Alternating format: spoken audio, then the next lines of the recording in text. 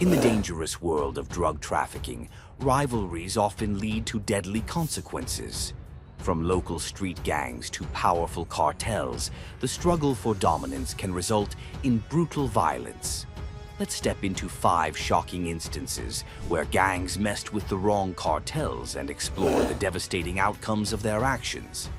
Number 1. Tijuana's rogue officers face brutal cartel retribution. In November 2023, a group of local and state police officers in Tijuana shocked their community by forming a criminal gang to steal a massive drug shipment from the powerful Sinaloa Cartel. Despite being law enforcement, they betrayed their oaths and targeted one of the most feared criminal organizations in Mexico. Under the leadership of El Chapo's sons, known as Los Chapitos, the Sinaloa Cartel swiftly responded to the heist with deadly retaliation. Shortly after the theft, violence erupted across Tijuana, with several police officers who were believed to be involved in the plot being ruthlessly murdered. One officer was gunned down in broad daylight, while another was ambushed at a gas station. Even those under investigation were not spared. 2 officers were killed while being investigated for their role in the crime. The cartel's swift and brutal response demonstrated their deep influence and control, not just over the drug trade, but also over local authorities who dared challenge them.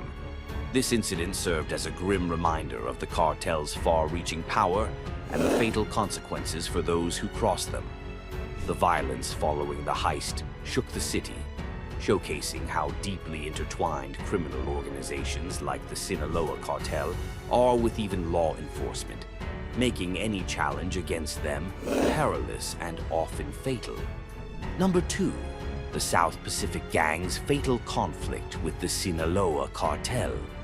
In 2010, the South Pacific Gang, a splinter faction of the Beltrán-Leyva cartel, emerged in Acapulco, challenging the Sinaloa Cartel's dominance in the region. Led by Hector Beltrán-Leyva, the gang attempted to control Acapulco's lucrative drug trafficking routes, which were crucial for exporting narcotics. Initially, the South Pacific Gang made its presence known through brutal tactics, including the recruitment of young gunmen and public displays of violence. However, their defiance against the Sinaloa Cartel was short-lived. On January 8, 2011, Acapulco witnessed one of its bloodiest days. 15 bodies, some bearing signs of torture, were discovered outside a shopping center. The Sinaloa Cartel was quick to claim responsibility for the massacre, making it clear that the South Pacific Gang had overstepped its bounds. The deaths sent a strong message that challenging the Sinaloa Cartel's control would result in swift and violent retribution. The South Pacific Gang's attempt to outmaneuver the Sinaloa Cartel ultimately led to its downfall.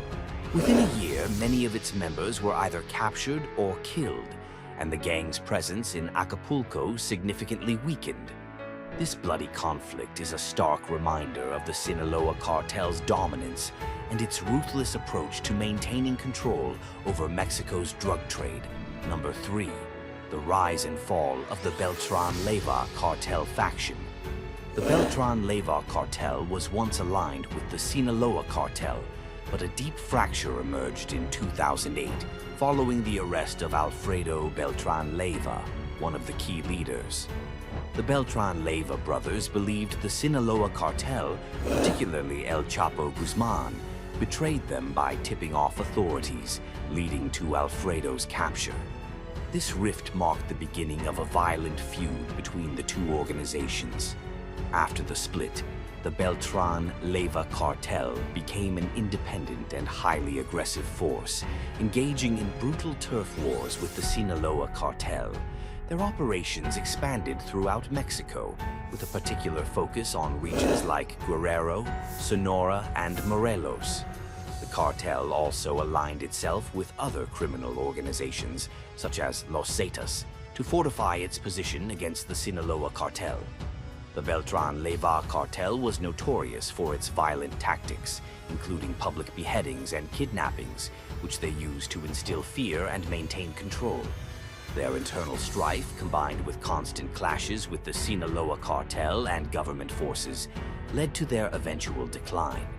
In 2009, the cartel suffered a significant blow when its leader, Arturo Beltrán-Leyva, was killed by Mexican Marines, marking the beginning of the cartel's fragmentation into smaller, less powerful factions. However, the cartel's legacy of extreme violence and betrayal continues to echo in Mexico's ongoing drug wars. Number 4.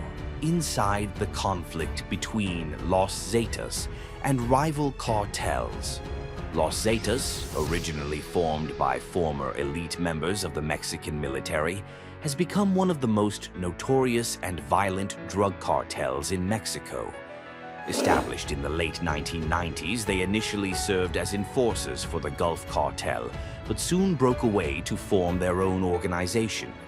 The group is infamous for its brutal tactics, including assassinations, kidnappings, and gruesome public displays of violence, which have instilled fear in both rival cartels and local communities. The violence between Los Zetas and rival cartels, such as the Sinaloa Cartel and the Jalisco New Generation Cartel, has escalated dramatically in recent years, leading to a significant rise in drug-related violence across Mexico.